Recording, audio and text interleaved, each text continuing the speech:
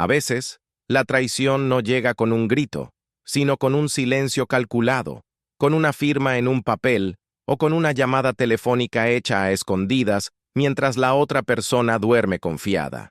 Dicen que el amor es ciego, pero en mi caso, la lealtad fue la venda que me impidió ver que mi propia esposa, la mujer con la que compartía mi cama y mis sueños, estaba afilando un cuchillo para apuñalarme por la espalda. El título de esta historia no es una metáfora. Mi esposa quiso deportarme, pero el oficial arrestó a su amante, y lo que estás a punto de escuchar es la crónica de cómo la maldad, cuando se disfraza de justicia, termina tropezando con su propia sombra. Si alguna vez te has sentido traicionado o quieres ver cómo el destino pone a cada uno en su lugar de la forma más inesperada posible, te invito a que le des me gusta a este video ahora mismo y te suscribas al canal, porque este viaje apenas comienza y te aseguro que el final te dejará sin aliento. El calor en Monterrey no es solo una temperatura, es una entidad física que se te pega a la piel, que se respira y que marca el ritmo de la vida bajo la sombra imponente del Cerro de la Silla. Eran las 2 de la tarde y el termómetro marcaba 40 grados, pero dentro de la cocina de El Asador del Norte, la sensación térmica era infernal. Yo soy Ernesto, tengo 45 años, y mis manos están marcadas por quemaduras de aceite y cortes de cuchillo, cicatrices que llevo con el orgullo de quien se ha ganado la vida honradamente. El sonido de la carne siseando sobre la parrilla era mi música diaria. El aroma del carbón de mezquite, mezclado con el adobo de los cortes finos, llenaba el aire, una fragancia que para muchos era simplemente comida, pero que para mí significaba supervivencia y dignidad. ¡Ernesto! ¡Salen 2 arracheras y un cabrito para la mesa 4! Gritó el gerente, un hombre bajo y calvo que siempre parecía estar al borde de un ataque de nervios. «¡Oído!», respondí, secándome el sudor de la frente con la manga de mi filipina, que ya estaba empapada. Me movía con la precisión de un relojero. A pesar del caos, de los meseros corriendo y de los pedidos acumulándose, yo encontraba paz en ese torbellino. Había llegado a México hacía 15 años, proveniente de más al sur, buscando lo que todos buscan, una oportunidad. Monterrey me había abierto los brazos, o al menos, me había permitido trabajar hasta que mis huesos dolieran. Aquí conocí a Mariela, aquí me casé, aquí construí lo que yo creía que era un hogar sólido. Sin embargo, en los últimos meses, esa solidez se sentía tan frágil como una tortilla de harina vieja. Mientras volteaba la carne, mi mente divagaba hacia la noche anterior. Mariela había llegado tarde otra vez. Dijo que el tráfico en la Avenida Constitución estaba imposible, que hubo un accidente a la altura del Parque Fundidora, pero su ropa no olía a tráfico ni a cansancio de oficina. Olía a un perfume de hombre barato y a tabaco, aunque ella no fumaba. Cuando le pregunté, se puso a la defensiva, atacándome con esa frialdad que últimamente se había instalado en su mirada. «Siempre estás imaginando cosas, Ernesto. Eres un paranoico», me había dicho, evitando mirarme a los ojos mientras se quitaba los aretes frente al espejo. «Deberías preocuparte más por tu situación que por la mía». Esa frase, «tu situación», era su arma favorita.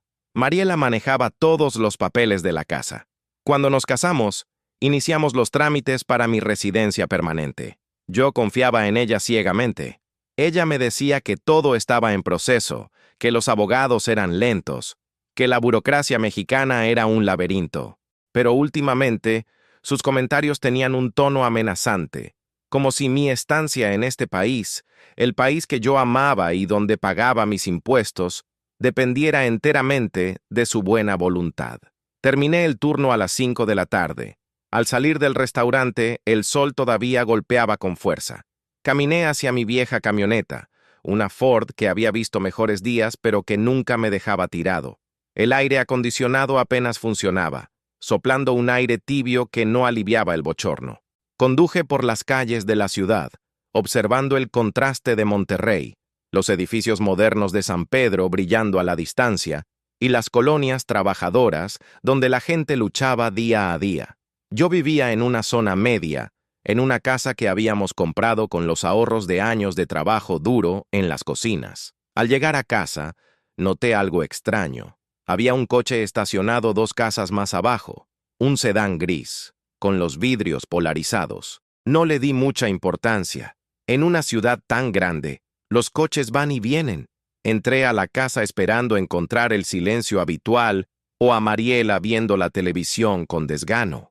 Lo que encontré fue a Mariela sentada en la mesa del comedor, con una serie de documentos esparcidos frente a ella. Al verme entrar, no sonrió. Su rostro estaba tenso, sus labios apretados en una línea fina. «Llegas temprano», dijo sin un ápice de calidez. «El turno estuvo pesado, pero salimos a tiempo». «¿Qué es todo esto?», pregunté dejando las llaves sobre la mesa de entrada y acercándome a ella. Mariela cubrió rápidamente uno de los papeles con su mano. Sus uñas, pintadas de un rojo intenso, tamborilearon sobre la madera. «Cosas del banco. Cuentas. Nada que entiendas, Ernesto. Tú dedícate a cocinar, que para eso eres bueno. De los números y los papeles me encargo yo». Esa condescendencia me dolió más que el cansancio físico. Me senté frente a ella, buscando su mirada, tratando de encontrar a la mujer de la que me había enamorado hace una década. La mujer que reía con mis chistes malos y que disfrutaba mis chilaquiles los domingos por la mañana. Pero esa mujer parecía haberse esfumado, reemplazada por alguien que me veía como un estorbo. «Mariela, tenemos que hablar. No podemos seguir así. Siento que hay un muro entre nosotros. Anoche sentí que me ocultabas algo. Y ahora esto. ¿Qué está pasando? ¿Es por los papeles de mi residencia? ¿Hay algún problema?» Ella soltó una risa seca, carente de humor.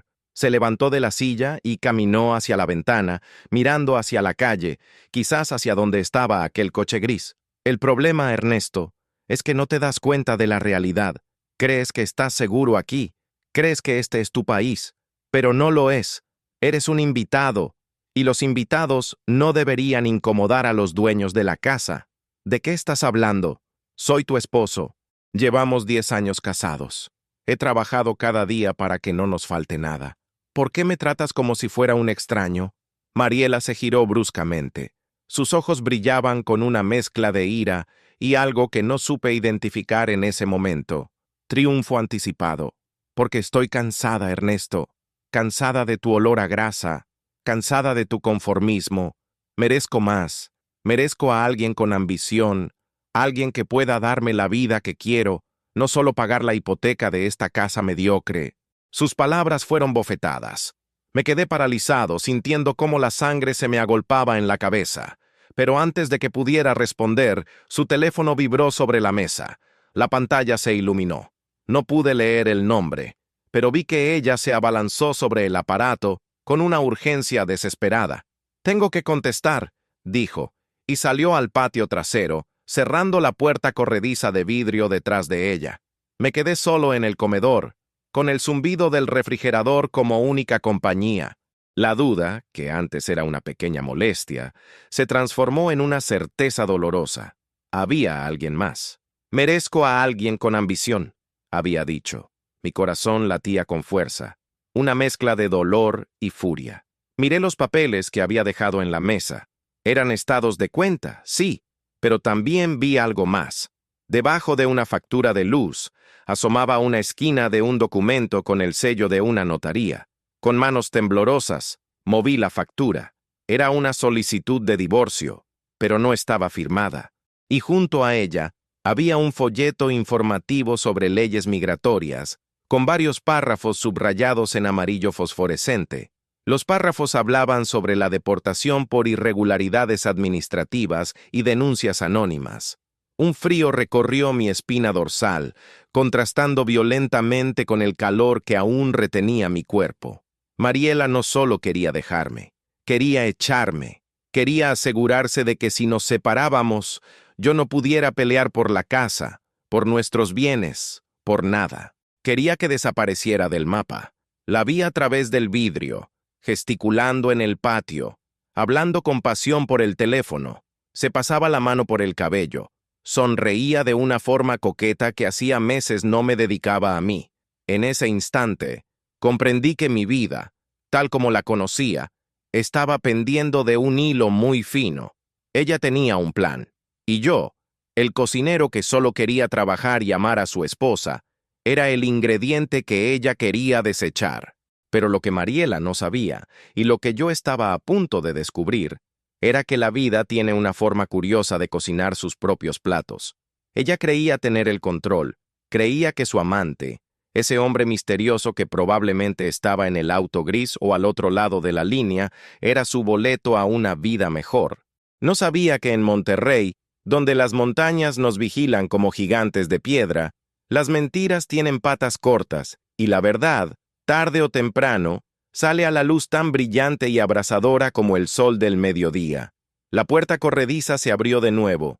Mariela entró, guardando el teléfono en el bolsillo de su pantalón ajustado. Me miró y su expresión cambió a una máscara de falsa preocupación. Ernesto, mañana necesito que te quedes en casa por la mañana. ¿Por qué? Tengo turno temprano. Pide permiso. Es importante. Van a venir unos inspectores para revisar algo de la instalación de gas. Necesito que estés aquí porque yo tengo una reunión importante y no puedo faltar. Su mentira era tan evidente que casi me dio lástima. Inspectores de gas. Claro.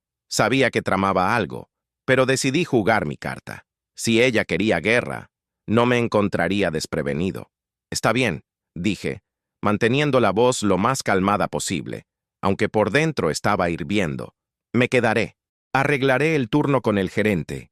Mariela sonrió, y por primera vez en mucho tiempo, esa sonrisa me dio miedo. Perfecto. Así resolvemos todo de una vez. Esa noche, mientras ella dormía dándome la espalda, yo me quedé mirando el techo, escuchando los grillos afuera y el lejano ruido de la ciudad. No sabía que el día siguiente sería el más largo de mi vida.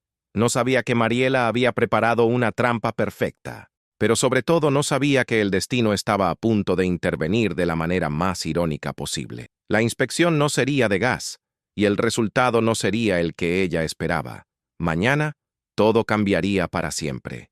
La mañana siguiente amaneció con una calma engañosa, de esas que preceden a las tormentas eléctricas que bajan de la sierra y lo inundan todo en cuestión de minutos.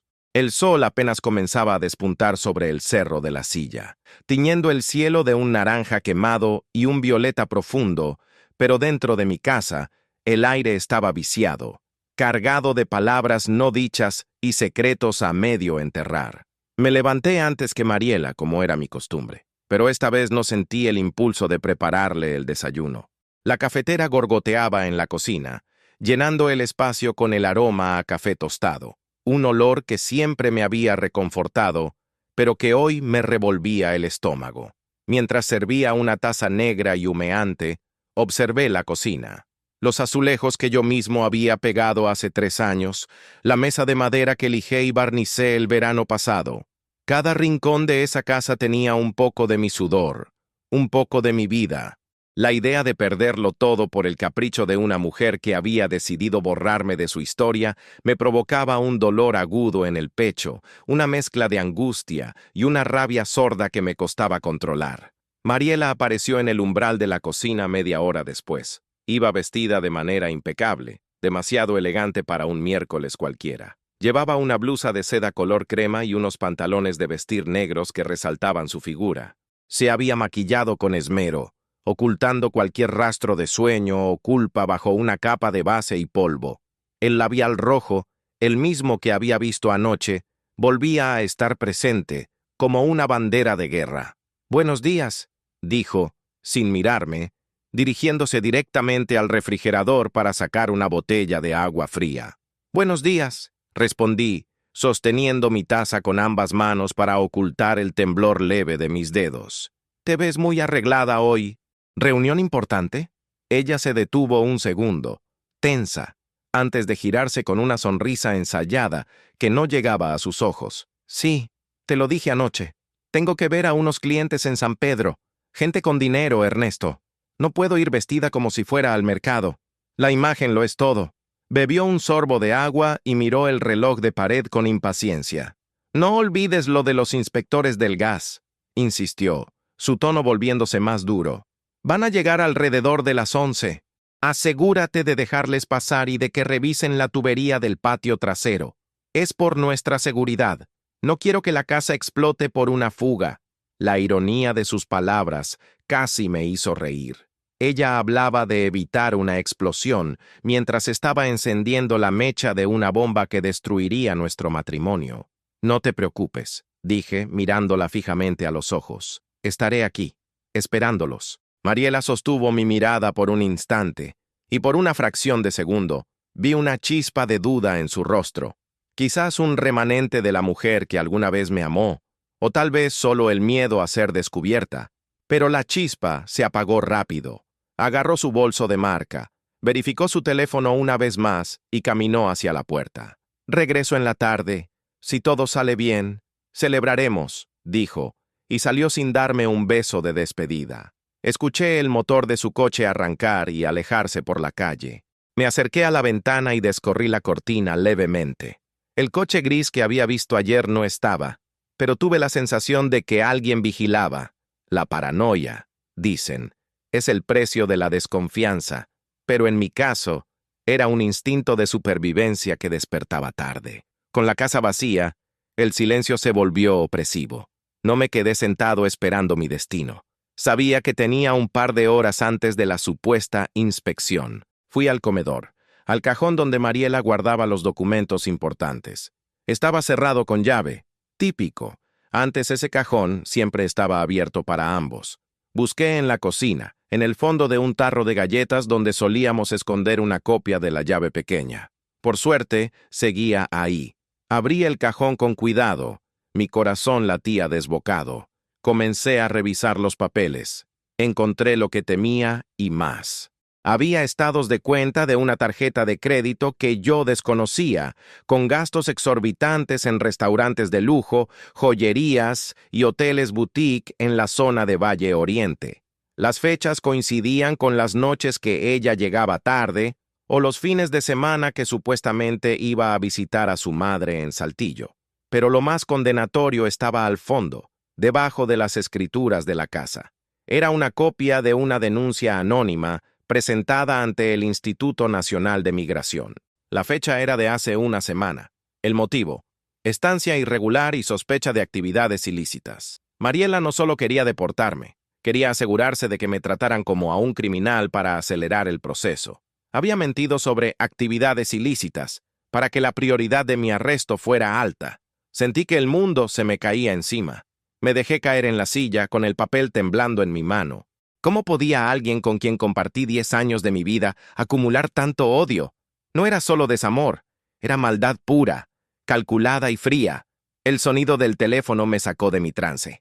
Era el gerente del restaurante. «Ernesto, ¿todo bien? No llegaste y tú nunca faltas». «Sí, jefe. Perdón». Mi voz sonaba ronca. «Tuve una emergencia doméstica, una fuga de gas. Tengo que esperar a los técnicos. Mañana estaré ahí sin falta. Doblaré turno si es necesario. No te preocupes por el turno, hombre. Primero es la seguridad. Pero cuídate. Se te oye mal. ¿Seguro que solo es el gas?» «Sí, solo es el gas», mentí, sintiendo un nudo en la garganta. Colgué, sabiendo que quizás no volvería a pisar esa cocina, ni a oler el carbón de mezquite. El tiempo pasó con una lentitud agonizante. Las 10:30. A las 11 en punto, un vehículo se detuvo frente a la casa.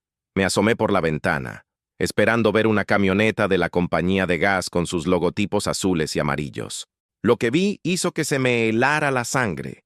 Era una furgoneta blanca, tipo van, con vidrios oscuros y el escudo oficial del gobierno federal en la puerta lateral. Debajo del escudo, las letras eran claras e inconfundibles. INM, Instituto Nacional de Migración. No venían solos. Detrás de la furgoneta, se estacionó el sedán gris que había visto el día anterior. Y detrás del sedán, el coche de Mariela. Habían llegado en caravana, como buitres bajando en círculo hacia la presa moribunda. El timbre sonó. No fue un toque amable, fue un timbrazo largo y autoritario, seguido de golpes secos en la madera de la puerta. «¡Abran! ¡Autoridades federales!». Respiré hondo, tratando de calmar el temblor de mis manos. No podía escapar. El patio trasero estaba cerrado y saltar la barda solo me haría ver culpable y podría provocar que me dispararan si estaban nerviosos. Mi única opción era enfrentar esto con la dignidad que me quedaba. Me alicé la camisa, me pasé la mano por el cabello y caminé hacia la puerta. Al abrir me encontré con dos oficiales uniformados. Uno era alto, corpulento, con gafas de sol oscuras y una postura rígida. Su placa decía Oficial Méndez. El otro, más bajo, de tez morena y mirada penetrante, parecía más veterano, con canas en las sienes y una expresión que no denotaba agresividad, sino una curiosidad analítica.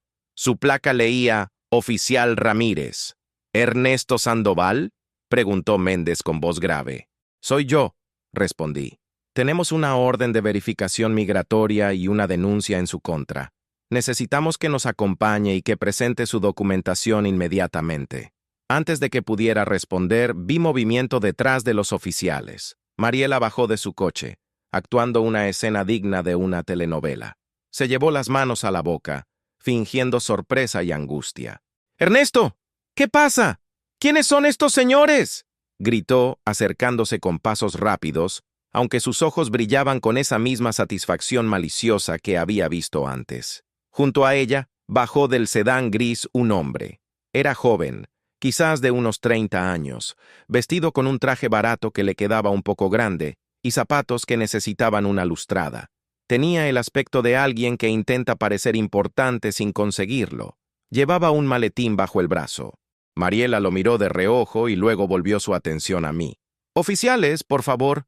Debe haber un error», dijo Mariela poniéndose entre ellos y yo, pero de una forma que bloqueaba mi salida más que protegerme.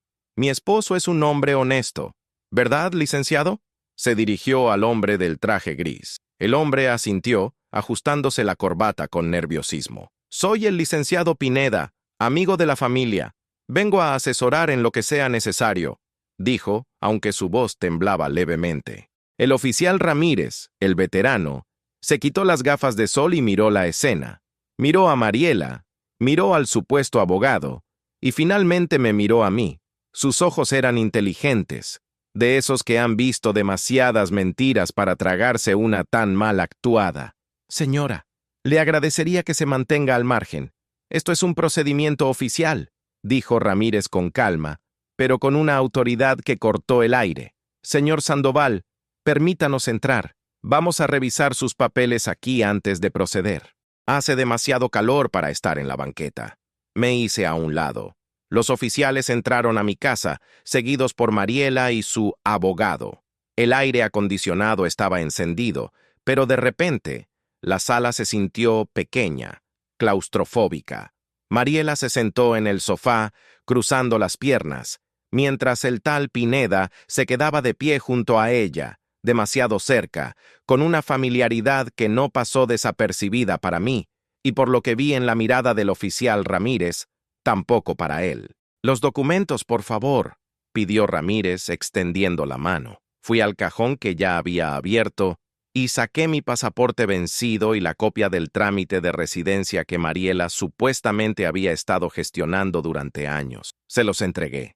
Ramírez los examinó en silencio, pasando las páginas lentamente. «Señor Sandoval, este número de trámite», Ramírez levantó la vista, «no existe en nuestro sistema. Hemos verificado antes de venir. Usted lleva 5 años en situación irregular». Sentí un golpe en el estómago. «Eso es imposible», dije mirando a Mariela. «Mi esposa, ella pagó a los abogados. Ella llevaba los papeles». Mariela soltó un sollozo falso. «Ernesto, por Dios, te di el dinero. Me dijiste que todo estaba arreglado. ¿Te gastaste el dinero en otra cosa?», gritó, cubriéndose el rostro con las manos. Era una trampa perfecta.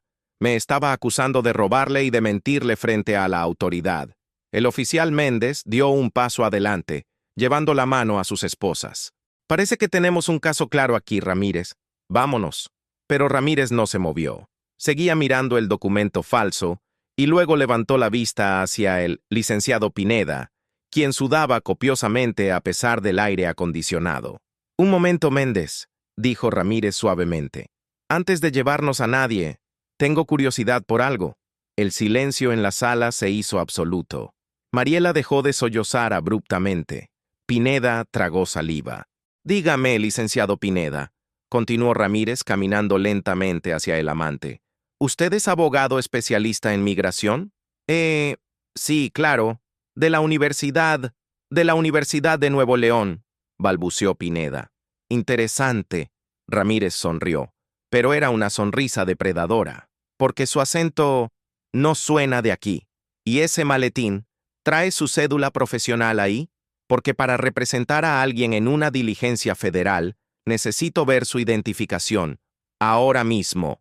El ambiente cambió en un segundo. La seguridad de Mariela se fracturó. Pineda palideció hasta verse grisáceo. Yo me quedé quieto, observando cómo el oficial Ramírez, con su instinto de viejo lobo, acababa de oler algo podrido en la habitación. Y no era yo. La inspección apenas comenzaba, y el guión que Mariela había escrito estaba a punto de sufrir una reescritura drástica. El sonido del aire acondicionado parecía haberse detenido, o tal vez eran mis oídos los que se habían cerrado al mundo exterior, concentrándose únicamente en el latido errático de mi propio corazón y en la gota de sudor que bajaba lentamente por la sien del licenciado Pineda. En la sala de mi casa, el tiempo se estiró como una liga a punto de romperse. El oficial Ramírez mantenía la mano extendida, esperando una identificación que, por la palidez mortal del hombre frente a él, evidentemente no existía o no quería ser mostrada. Mariela, que segundos antes actuaba el papel de la esposa agraviada a la perfección, ahora parecía una estatua de hielo. Sus ojos saltaban nerviosamente de Ramírez a Pineda, y sus manos apretaban el cojín del sofá con tanta fuerza que sus nudillos estaban blancos. Ella sabía. En ese instante, lo comprendí todo. Ella sabía que su amante era un fraude, pero había apostado a que su mentira sería más fuerte que la curiosidad de un oficial de migración. Una apuesta arriesgada que estaba a punto de perder. ¿Y bien, licenciado?, insistió Ramírez, dando un paso más cerca, invadiendo el espacio personal de Pineda. No tengo todo el día. Estamos en un operativo federal. La obstrucción de la justicia o la usurpación de funciones son delitos graves en este país. Pineda se pasó la lengua por los labios secos. Su arrogancia se había evaporado, dejando ver al hombre asustado que habitaba bajo ese traje barato. Es que, oficial, dejé mi cartera en el coche, balbuceó Pineda, señalando vagamente hacia la puerta. Con las prisas de venir a ayudar a la señora Mariela, la olvidé en la guantera. Si me permite ir a buscarla. Intentó dar un paso hacia la salida, pero el oficial Méndez, el gigante de las gafas oscuras, se movió con una rapidez sorprendente para su tamaño, bloqueando la puerta con su cuerpo masivo. Cruzó los brazos sobre el pecho y negó con la cabeza levemente. No necesitaba hablar. Su postura decía claramente: «De aquí no sale nadie». «No se preocupe, licenciado», dijo Ramírez con una amabilidad venenosa. «Mi compañero puede ir por ella. Es el sedán gris, ¿verdad? Deme las llaves». Méndez irá por su identificación. El pánico en los ojos de Pineda fue total. Retrocedió un paso, tropezando casi imperceptiblemente con la alfombra.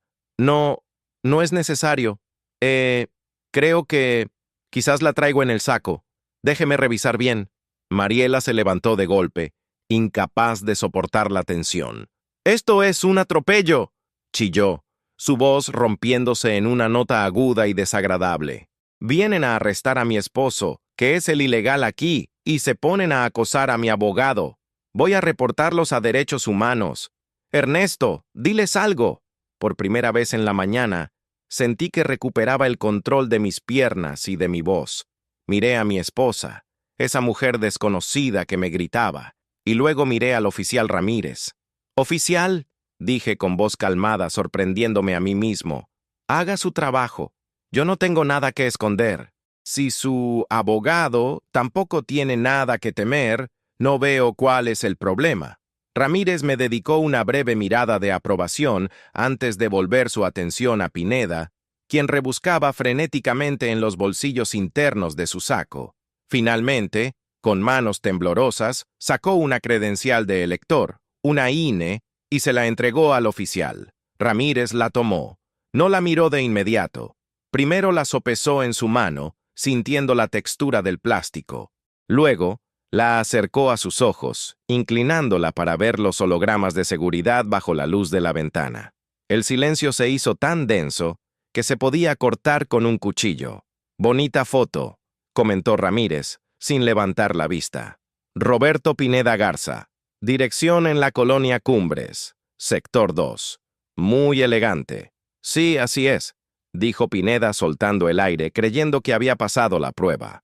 Lástima que sea más falsa que un billete de 3,000 pesos, soltó Ramírez de repente, lanzando la credencial sobre la mesa de centro. El plástico sonó hueco al golpear la madera. «¿Qué? ¡Eso es ridículo!», exclamó Mariela.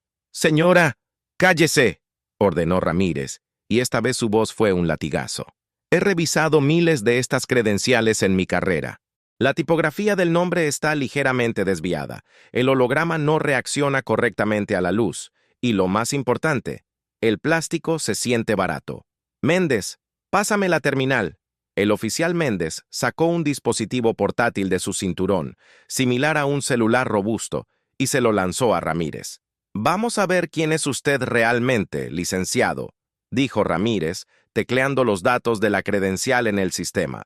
Si esta credencial fuera real, sus datos aparecerían en la base de datos nacional al instante.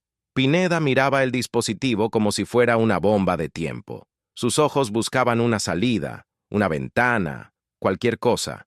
Pero las rejas de protección que yo mismo había instalado para proteger mi casa de los ladrones, ahora servían para mantenerlo a él atrapado adentro. El dispositivo emitió un pitido agudo y una luz roja parpadeó en la pantalla. «Registro no encontrado», leyó Ramírez en voz alta. «Esta credencial no existe en el sistema del INE, lo cual significa, amigo mío, que usted está cometiendo un delito federal al identificarse con documentos falsos frente a una autoridad». Mariela se desplomó en el sofá, llevándose las manos a la cabeza. El color había abandonado su rostro por completo. «Pero la cosa se pone mejor», continuó Ramírez, mirando fijamente a Pineda. «Méndez, checa las huellas. Tengo la sospecha de que este acento norteño, que se le olvida a ratos, viene de mucho más al sur». Méndez avanzó hacia Pineda. El falso abogado intentó retroceder, pero chocó contra la pared. «¡No! ¡No tienen derecho!», gritó Pineda, perdiendo por completo la compostura. Su acento cambió drásticamente, las vocales se alargaron y la entonación golpeada del norte desapareció, revelando un tono centroamericano inconfundible. «Mariela, dijiste que esto sería fácil. Dijiste que solo se lo llevarían a él. Todos nos congelamos». Pineda acababa de confesar su complicidad y su origen en un solo grito de desesperación. Yo miré a Mariela. Ella no me miró a mí. Miraba al suelo, derrotada por la estupidez de su amante. Méndez agarró la mano derecha de Pineda sin ninguna delicadeza y presionó su pulgar contra el lector biométrico del dispositivo. Pineda intentó forcejear, pero Méndez era una roca. El dispositivo procesó la información durante unos segundos eternos. Bip, bip. Ramírez miró la pantalla y soltó un silbido largo y bajo. «Vaya, vaya. Ernesto, parece que hoy es tu día de suerte, aunque de una forma muy retorcida». Se giró hacia mí, mostrándome la pantalla, aunque yo no entendía los códigos que aparecían ahí. «Señor Sandoval, le presento a su abogado. Su nombre real es Carlos Humberto Rivas, originario de El Salvador. Y tiene algo muy interesante aquí: una alerta roja de Interpol y 3 órdenes de aprehensión pendientes en su país y una más aquí en México por fraude y robo de identidad. La noticia cayó como una bomba en la sala. Mi esposa había traído a mi casa, para destruirme, a un criminal internacional buscado por la policía. La ironía era tan grande que me mareé». «¿Qué?», susurró Mariela, levantando la vista con los ojos llenos de terror. «No, eso no puede ser verdad. Él me dijo que era empresario, que tenía problemas con unos socios, pero que era legal». «Le mintió, señora», dijo Ramírez secamente. «Igual que usted le mintió a su esposo. Parece que se juntaron el hambre y las ganas de comer». Méndez no esperó más. Giró a Pineda, o Rivas, contra la pared, le torció los brazos a la espalda y sacó las esposas metálicas. El sonido del metal cerrándose alrededor de las muñecas del amante de mi esposa resonó en la habitación como una sentencia final. Carlos Humberto Rivas, queda usted detenido por uso de documentos falsos, usurpación de funciones y por las órdenes de aprehensión vigentes en su contra, recitó Méndez con voz monótona, mientras Pineda comenzaba a llorar, rogando piedad. «¡Mariela! ¡Haz algo! ¡Págales! ¡Dales dinero!», gritaba Pineda mientras lo arrastraban hacia la puerta. Ramírez se quedó en la sala conmigo y con Mariela. El ambiente había cambiado radicalmente. Yo ya no era la presa. Ahora era el testigo de un desastre que no había provocado. El oficial se acercó a Mariela, quien temblaba incontrolablemente. «Señora», dijo Ramírez con voz grave, «usted llamó a migración para denunciar a un extranjero irregular. Felicidades, su denuncia ha sido un éxito. Hemos capturado a uno, pero ahora tenemos que hablar de usted». Mariela lo miró con ojos desorbitados. ¿De mí? Sí. La falsedad de declaraciones ante una autoridad federal también es un delito. Y conspirar con un delincuente buscado... Bueno, eso complica mucho las cosas. Pero antes de eso, tenemos que aclarar la situación del señor Ernesto. Ramírez se giró hacia mí. Su expresión se suavizó un poco. «Ernesto, voy a ser honesto. Tu situación administrativa es un desastre. Los papeles que tienes son basura. Tu esposa nunca metió los trámites reales. Técnicamente, estás aquí de forma irregular. Sentí que el suelo se abría de nuevo. Después de ver caer a Pineda, pensé que estaba a salvo, pero la realidad me golpeó otra vez. Entonces, ¿me van a deportar?», pregunté, sintiendo un nudo en la garganta. Ramírez se quitó la gorra y se rascó la cabeza. Miró a Mariela, luego a la puerta por donde habían sacado al criminal, y luego a mí. «La ley es la ley, Ernesto, pero a veces la ley también tiene ojos para ver la justicia, no solo los papeles. Hay una figura legal, una visa humanitaria para víctimas o testigos de delitos graves. Y tú, mi amigo, acabas de ser víctima de un fraude monumental y eres el testigo principal contra ese pájaro de cuentas que acabamos de agarrar».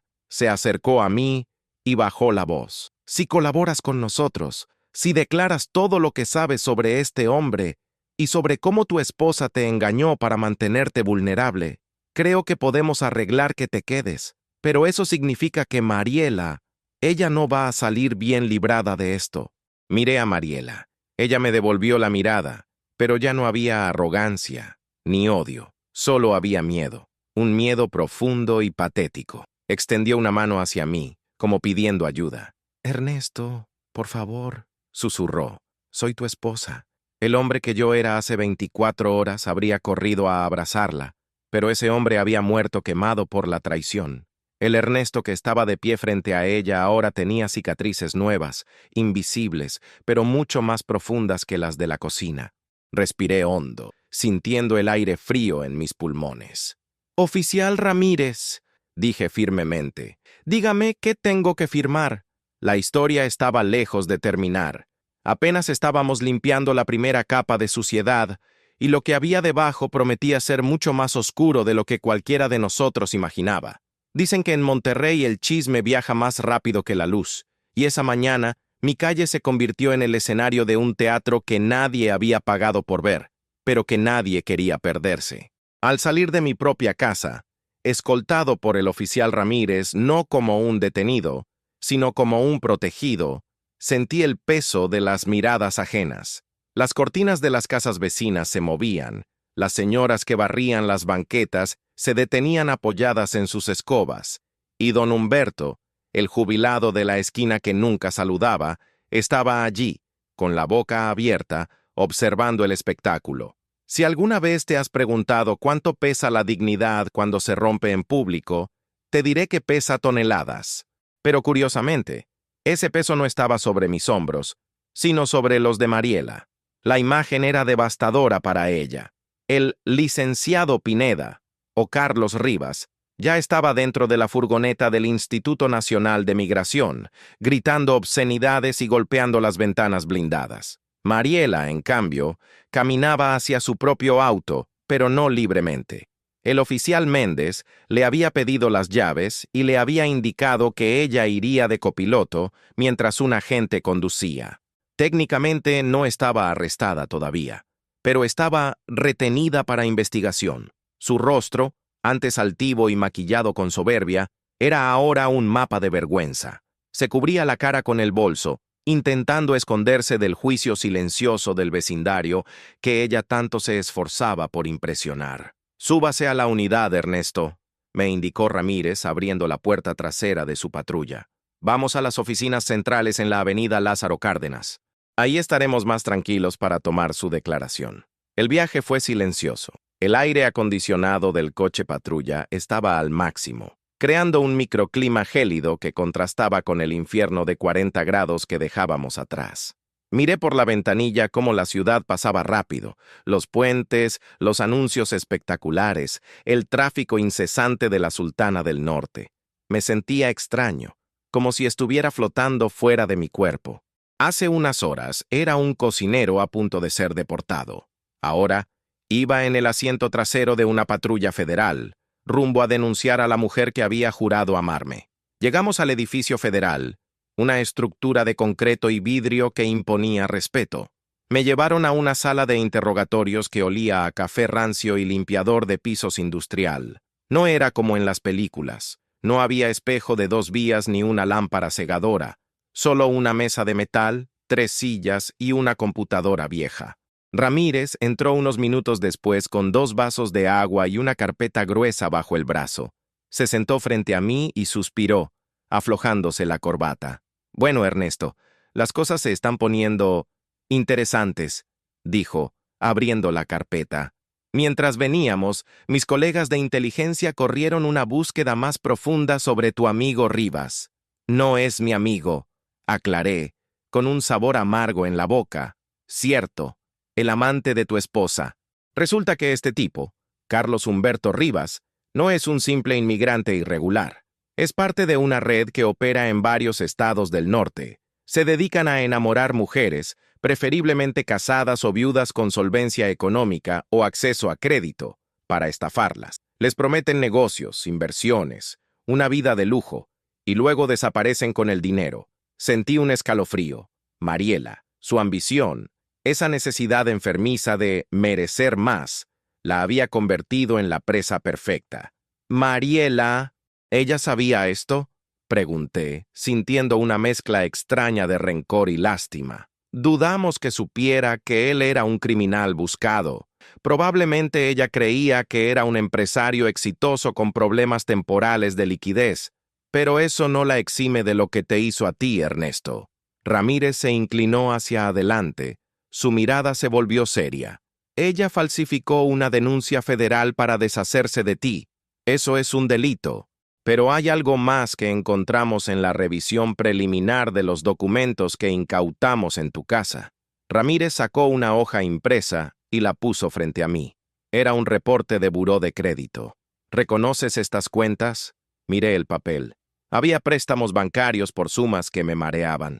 300,000 pesos en un banco, 200,000 en otro, tarjetas de crédito topadas al límite, todas a mi nombre. Yo nunca pedí esto, balbuceé, sintiendo que me faltaba el aire. Yo solo uso efectivo y mi tarjeta de nómina. Mariela manejaba las finanzas. Ella decía que... Ella falsificó tu firma, Ernesto, me interrumpió Ramírez. Usó tu identidad para sacar préstamos, probablemente para dárselo a Rivas. Él la estaba exprimiendo, y ella te estaba exprimiendo a ti para complacerlo. El golpe fue brutal. No solo me había traicionado emocionalmente, no solo había intentado deportarme, me había arruinado. Me había dejado endeudado de por vida para financiar al hombre con el que me engañaba. La furia, caliente y líquida, comenzó a subir por mi pecho, desplazando cualquier rastro de lástima que pudiera haber sentido por ella. ¿Qué va a pasar con ella?, pregunté, mi voz sonando extrañamente dura, ajena a mis propios oídos. Depende de ti, dijo Ramírez. Por la falsedad de declaraciones ante el Instituto de Migración, nosotros procederemos de oficio. Pero por el fraude, el robo de identidad y la violencia económica, necesitas presentar una denuncia formal ante el Ministerio Público. Si lo haces, tu estatus como víctima se consolida. Eso nos da la base legal para tramitar tu regularización permanente por razones humanitarias. Te quedarías en México, legalmente, y nadie podría sacarte. Me quedé en silencio, procesando la información. Tenía el poder de destruirla, tal como ella había intentado destruirme a mí. Pero a diferencia de ella, yo usaría la verdad, no mentiras. «Quiero verla», dije de repente. Ramírez arqueó una ceja. «No es recomendable, Ernesto. Necesito verla a los ojos. Necesito saber si queda algo de humanidad en ella o si todo fue una mentira desde el principio. Solo 5 minutos». Ramírez dudó, pero finalmente asintió. «Está en la sala de espera de detención, con un agente custodiándola. Te daré 5 minutos, pero no te acerques demasiado». Me condujeron a través de un pasillo largo hasta una sala con paredes de vidrio. Allí estaba Mariela. Ya no tenía el porte de la mañana. Estaba sentada en una silla de plástico, encorvada, con el maquillaje corrido por las lágrimas. Al verme entrar, se levantó de un salto. «¡Ernesto!». Su voz era un chillido desesperado. «¡Ernesto, tienes que ayudarme! Ese hombre me engañó. Yo no sabía quién era. Soy una víctima también». Me quedé parado a 2 metros de ella. La miré, realmente la miré, y me di cuenta de que no veía a mi esposa. Veía a una desconocida. «Tú no eres una víctima, Mariela», dije con frialdad. «Una víctima es engañada. Tú fuiste cómplice de tu propia codicia. Lo hice por nosotros», gritó intentando una mentira absurda. «Quería invertir el dinero para que tuviéramos más». «¿Por nosotros?», solté una risa seca. ¿Por eso falsificaste mi firma para endeudarme por $500,000? ¿Por eso llamaste a migración para que me deportaran y no pudiera reclamar nada? Mariela se quedó helada. No sabía que yo ya conocía lo de las deudas. Su rostro palideció aún más. Ernesto, por favor, si me denuncias iré a la cárcel. Mis papás, mi reputación. ¿Vas a hacerme esto después de 10 años? Tú decidiste terminar con esos 10 años el momento en que firmaste esos papeles y marcaste ese teléfono, Mariela. Yo solo soy el cocinero, ¿recuerdas? El que no tenía ambición. Bueno, resulta que ahora tengo una ambición muy clara. Recuperar mi vida. Ella cayó de rodillas, llorando, pero esta vez no eran lágrimas de actuación. Eran lágrimas de alguien que ve cómo las paredes se cierran a su alrededor. No me dejes sola aquí, Ernesto. Tengo miedo. La miré desde arriba. Sentí una punzada de dolor, el fantasma del amor que le tuve, pero lo aplasté con la realidad de los hechos. «No estás sola», dije antes de darme la vuelta. «Tienes a tu abogado». Salí de la sala sin mirar atrás, con sus súplicas resonando en el pasillo. Volví a la sala de interrogatorios donde Ramírez me esperaba. Me senté, tomé el bolígrafo que estaba sobre la mesa y miré al oficial. «Estoy listo, oficial Ramírez. Vamos a escribir esa denuncia. Quiero que conste cada peso, cada mentira y cada traición». Ramírez asintió y comenzó a escribir en su teclado. El sonido de las teclas era rítmico, constante, como los pasos de una marcha hacia la justicia. Pero mientras dictaba los hechos, una duda comenzó a surgir en mi mente. Rivas era un estafador profesional, parte de una red. Mariela era su peón.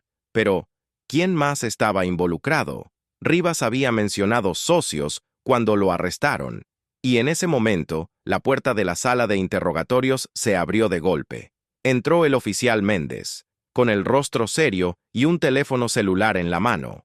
Era el celular de Mariela, que había sido confiscado. «Ramírez, tienes que ver esto», dijo Méndez interrumpiendo mi declaración.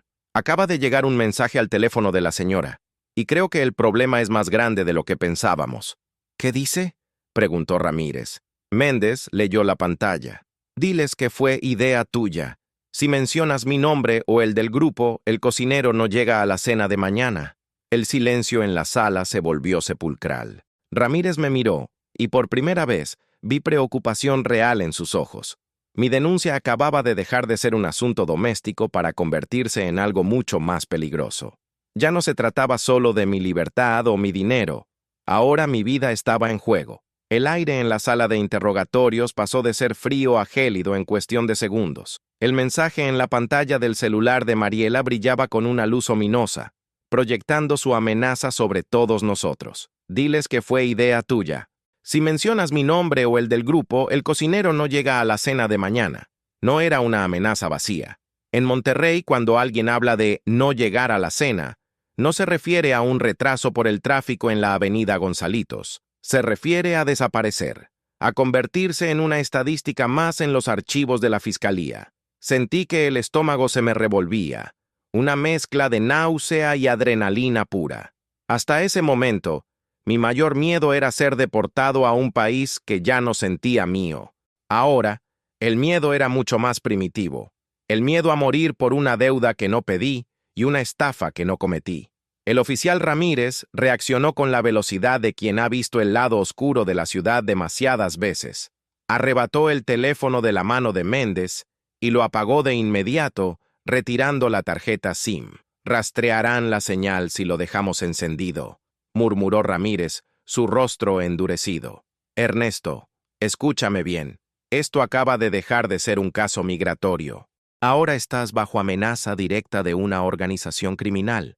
¿El grupo? Pregunté con la voz apenas audible. ¿Quiénes son? ¿Narcos? No necesariamente. Intervino Méndez, revisando su arma de cargo por instinto. Hay mafias de cuello blanco, prestamistas, estafadores inmobiliarios que son igual de peligrosos. Rivas no trabajaba solo. Alguien le daba la infraestructura, las identificaciones falsas, el capital para aparentar ser rico. Y ese alguien está muy enojado porque les acabamos de tirar el negocio. Ramírez me miró fijamente, apoyando sus manos sobre la mesa metálica. Necesitamos saber qué sabe Mariela. Ella es el eslabón. Si están amenazando con matarte a ti para callarla a ella, significa que ella sabe nombres. Nombres importantes. Déjenme hablar con ella, pedí poniéndome de pie. El miedo estaba ahí, sí, pero la furia también. Una furia fría que me daba claridad. Es peligroso, Ernesto, advirtió Ramírez. Ella no va a hablar con ustedes, respondí. Me conoce.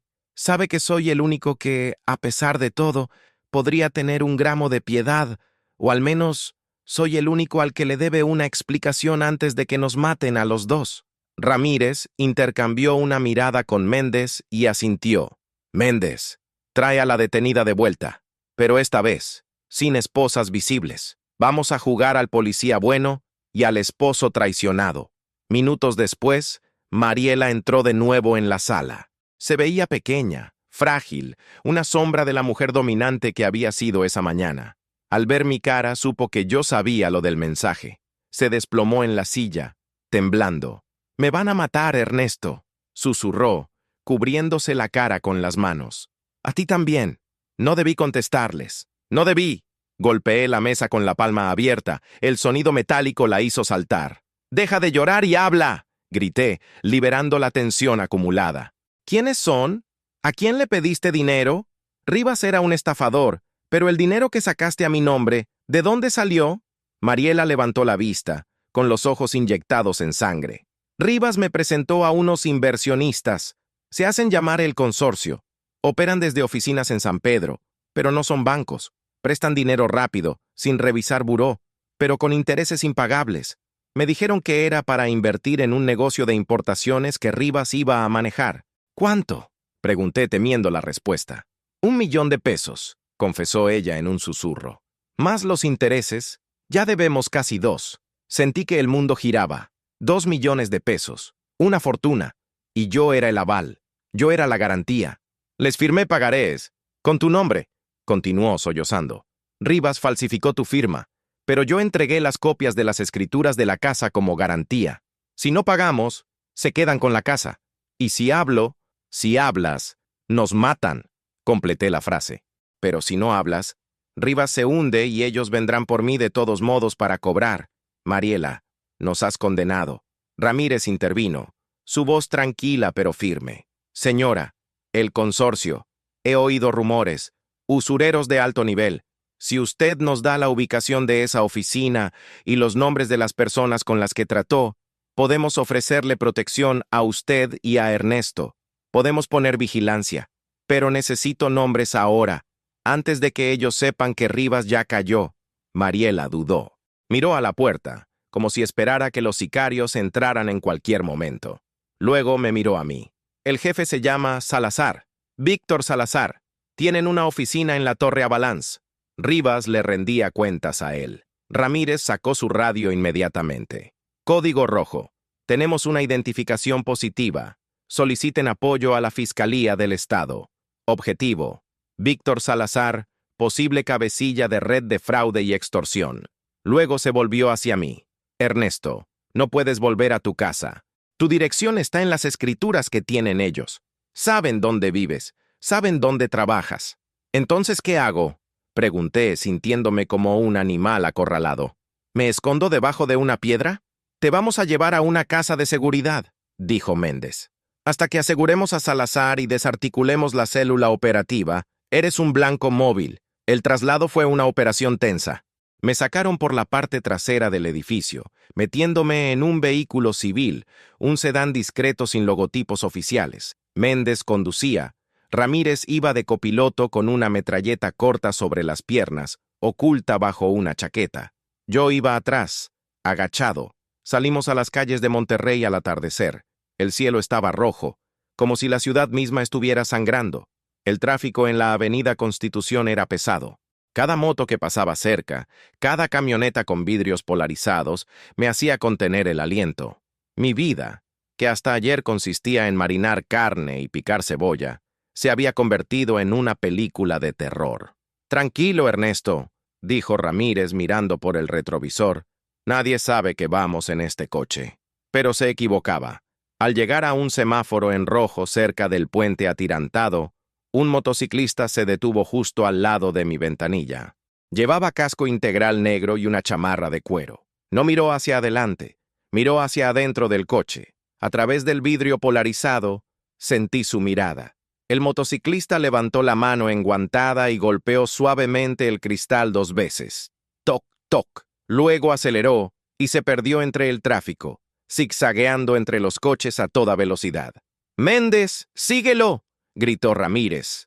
«No puedo. El tráfico está parado», respondió Méndez, golpeando el volante. Mi teléfono personal, que no me habían quitado, vibró en mi bolsillo. Lo saqué con manos temblorosas. Era un número desconocido. Contesté sin hablar. «Bonito coche, cocinero», dijo una voz distorsionada, metálica y fría.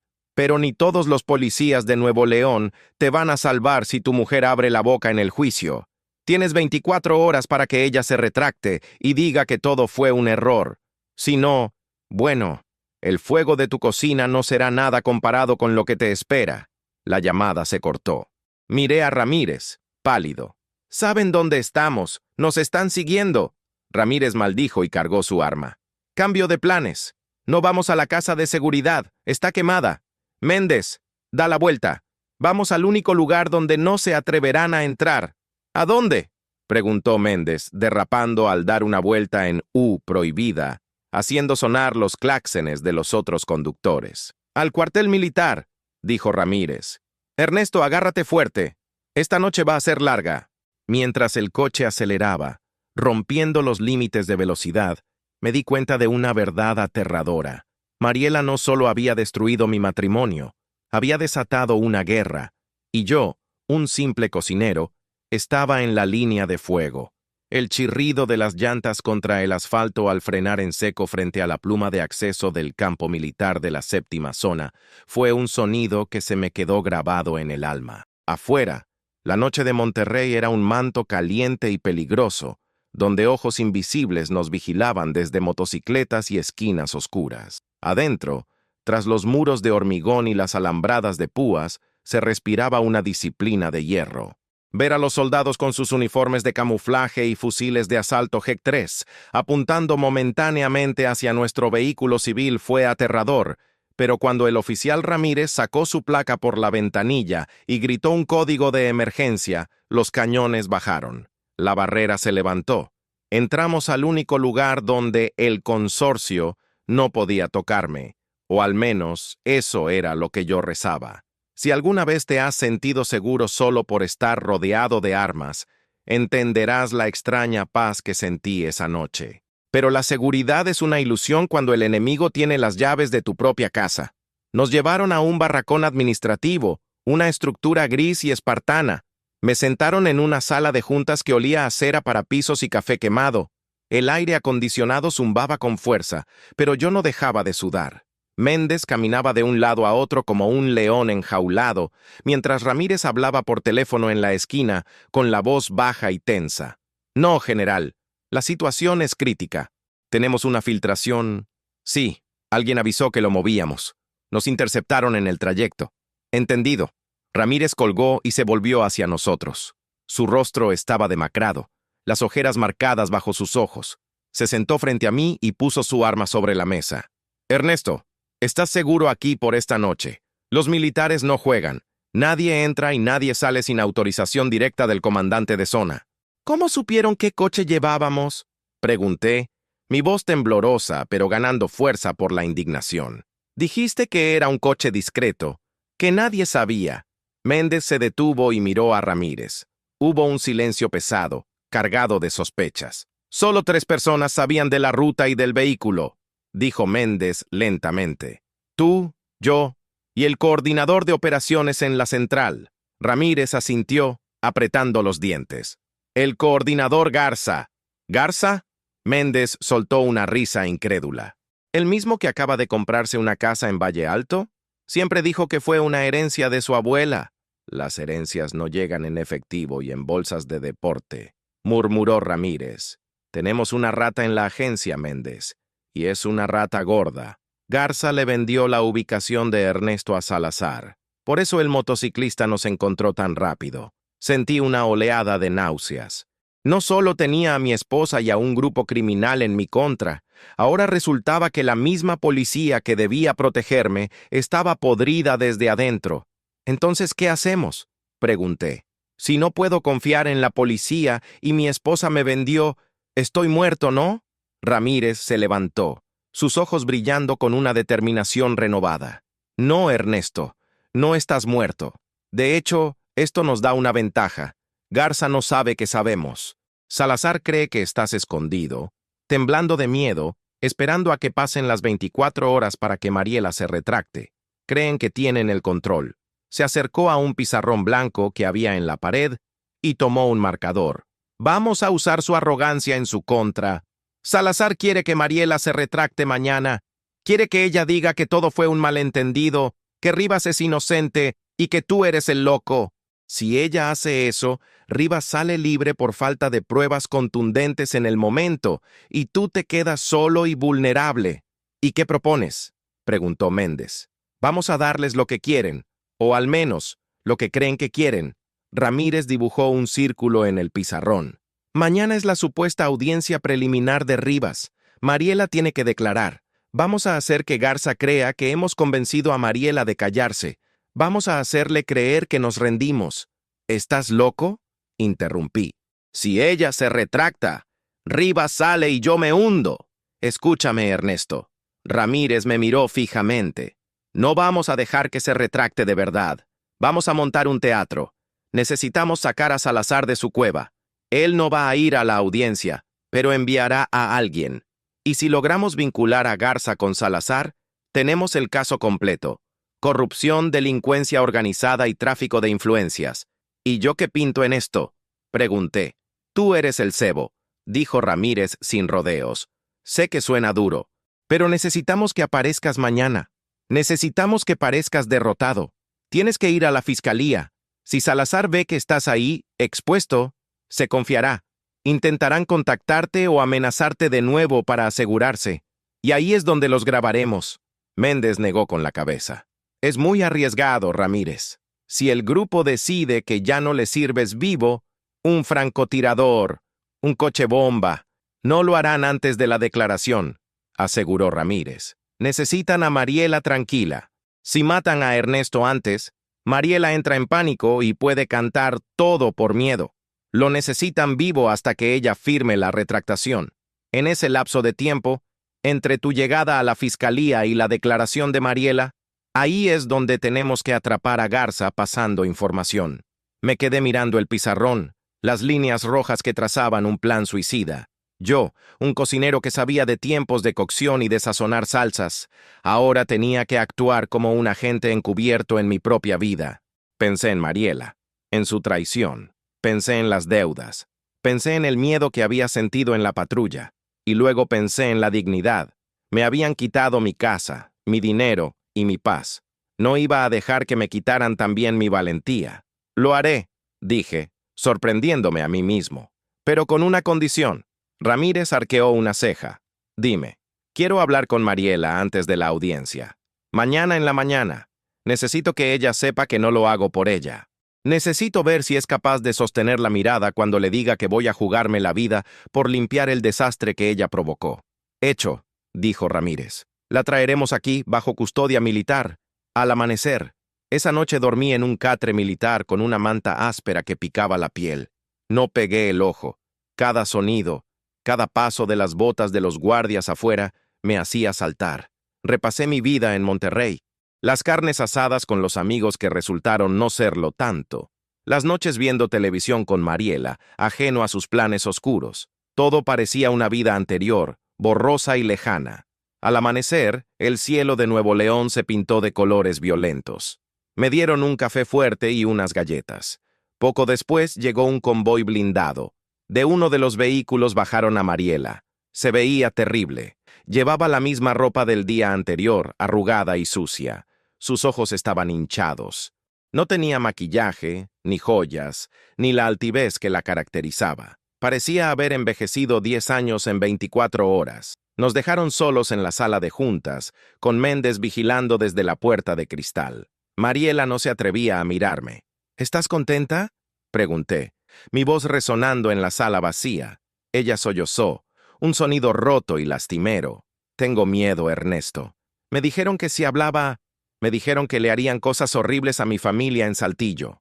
¿Y qué pensabas que nos harían a nosotros cuando firmaste esos pagarés con Salazar?, le espeté. ¿Creíste que el dinero era gratis? Yo quería demostrarte que podía ser exitosa, susurró, que no necesitaba ser solo la esposa del cocinero. Quería que me admiraras. La ironía era tan dolorosa que casi me hizo reír. Me has arruinado para que te admirara. Felicidades, Mariela. Lo lograste. Ahora admiro tu capacidad para destruir todo lo que tocas. Ella levantó la vista, con lágrimas corriendo por sus mejillas. ¿Qué vamos a hacer? Me incliné sobre la mesa, mirándola a los ojos. Tú vas a ir a esa audiencia, y vas a hacer exactamente lo que Ramírez te diga. Vas a parecer que vas a retractarte. Vas a temblar, vas a llorar. Sé que eres buena actriz. Ya lo hiciste conmigo durante meses. ¿Y tú? Yo voy a ser el plato principal en un banquete de tiburones, dije con frialdad. Voy a salir ahí fuera para que ellos crean que ganaron. Y mientras ellos me miran a mí, Ramírez va a cazar al traidor que tienen en la policía. Mariela extendió la mano para tocar la mía, pero yo la retiré. No te confundas, Mariela. Esto no es por nosotros. Nosotros ya no existe. Esto es para que yo pueda dormir tranquilo sabiendo que no fui un cobarde. Y para que tú, quizás, solo quizás, no termines en una zanja o en una cárcel por el resto de tu vida. En ese momento, la puerta se abrió. Ramírez entró, ajustándose el chaleco antibalas. Es hora. El traslado a la fiscalía comienza en 10 minutos. Garza acaba de llamar para preguntar por qué ruta vamos a ir. Le di una falsa, pero iremos por la principal, a plena luz del día. Vamos a hacer ruido. Me levanté. Sentí el miedo, sí, pero también sentí algo nuevo. El poder de quien ya no tiene nada que perder. Salimos al sol abrasador de la mañana. El convoy estaba listo. Subí al vehículo blindado, sabiendo que al final de este viaje, o recuperaba mi libertad o perdía la vida. La trampa estaba puesta. Ahora solo faltaba ver quién caía primero. Viajar en un convoy blindado por las avenidas de Monterrey se siente como estar dentro de un horno de acero. Aunque el aire acondicionado soplaba con fuerza, el sudor frío que bajaba por mi espalda no tenía nada que ver con la temperatura y todo que ver con la certeza de que yo era la carne fresca que colgaba del anzuelo. Íbamos rumbo a la Fiscalía General de Justicia del Estado, un edificio que debería representar seguridad, pero que para mí se había transformado en la boca del lobo. Sabíamos que el enemigo estaba afuera, en las calles, pero lo más aterrador era saber que también nos esperaba adentro, con placa y uniforme, listo para darnos la bienvenida con una sonrisa traicionera. Si quieres ver cómo se siente mirar a los ojos a quien vendió tu vida por unos pesos, quédate, dale me gusta y suscríbete. porque hoy vamos a cenar con el diablo y no pienso dejar que él pague la cuenta. El trayecto por la Avenida Constitución fue rápido y tenso. El oficial Ramírez no dejaba de monitorear la frecuencia de radio, escuchando códigos que yo no entendía, pero que claramente lo mantenían en alerta máxima. Méndez conducía con los nudillos blancos sobre el volante, mirando constantemente los espejos retrovisores. Mariela iba en otro vehículo detrás de nosotros, custodiada por 2 agentes mujeres de la policía militar. Me pregunté qué estaría pasando por su cabeza. ¿Estaría repasando su mentira? ¿O estaría rezando, por primera vez en años, para que saliéramos vivos de esta? «Estamos llegando», anunció Ramírez, rompiendo el silencio. «Ernesto, recuerda el plan. Tú eres la víctima derrotada. Tienes miedo. No sabes qué va a pasar. No mires a Garza a los ojos más de lo necesario, o notará que sabes lo que es». «Entendido», dije, secándome las manos en el pantalón. La camioneta se detuvo frente a la entrada principal. Había gente, demasiada gente. Periodistas de nota roja, curiosos y varios hombres de traje que no parecían abogados, sino guardias de seguridad privada mal disimulados. Al abrirse la puerta pesada del blindado, el ruido de la ciudad y el calor nos golpearon de lleno. Bajé del vehículo y sentí el peso de las miradas. Los flashes de un par de cámaras se dispararon.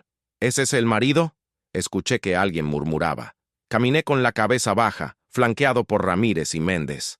Sentía que en cualquier momento escucharía el estallido de un disparo o el chirrido de una moto acercándose, pero llegamos a las escaleras sin incidentes. Al cruzar las puertas de cristal y entrar al vestíbulo refrigerado, un hombre se acercó a nosotros con paso firme y una sonrisa amplia y brillante. Iba impecablemente vestido, con una camisa almidonada que no tenía ni una arruga y oliendo a una loción cara que inundó el aire a su alrededor. «Ramírez, Méndez», exclamó el hombre extendiendo la mano. «Qué bueno que llegaron sin novedades. Estaba preocupado con todo ese asunto de la ruta segura. Era él, el coordinador Garza, el traidor». Ramírez le estrechó la mano con una naturalidad que me dio escalofríos. Era un duelo de actuaciones, y mi vida era el premio. «Todo tranquilo, jefe», dijo Ramírez. «Solo un poco de paranoia. Ya sabe cómo se ponen los civiles». Garza se giró hacia mí. Sus ojos eran oscuros, calculadores, y su sonrisa no llegaba a ellos. Me escaneó de arriba a abajo como quien evalúa el precio de una res en la feria ganadera. «Tú debes ser Ernesto», dijo, poniendo una mano pesada sobre mi hombro. Sentí una repulsión física al contacto, como si me hubiera tocado una cucaracha gigante. «Lamento mucho por lo que estás pasando, pero no te preocupes, aquí en la fiscalía nos encargaremos de que todo se aclare. Aunque he oído que tu esposa va a cambiar su declaración. Una pena. Eso complica las cosas para ti. Era una prueba. Estaba buscando mi reacción. Quería ver si yo me derrumbaba o si mostraba esperanza. Hice acopio de todas mis fuerzas. Recordé las noches en la cocina aguantando quemaduras sin quejarme, y puse mi mejor cara de derrota. «Solo quiero que esto termine», murmuré mirando al suelo. «Si ella dice que fue un error, pues será un error. Yo ya no tengo dinero para pelear, oficial. Me lo quitaron todo». Garza asintió, visiblemente satisfecho. La tensión en sus hombros se relajó un poco. Se había tragado el anzuelo. «Es lo mejor, hijo. A veces es mejor perder un poco de dinero que perder la salud, ¿me entiendes?», dijo con un tono que sonaba a consejo paternal pero que cargaba una amenaza implícita. «Vengan, vamos a la sala de espera 3. La audiencia de control de detención de Rivas empieza en 1 hora». Nos guió por los pasillos laberínticos. Mientras caminábamos, noté que Garza sacaba su teléfono y escribía un mensaje rápido. Ramírez, que caminaba detrás de él, me dio un leve asentimiento. Lo había visto. La trampa estaba activa. Nos dejaron en una sala de espera privada.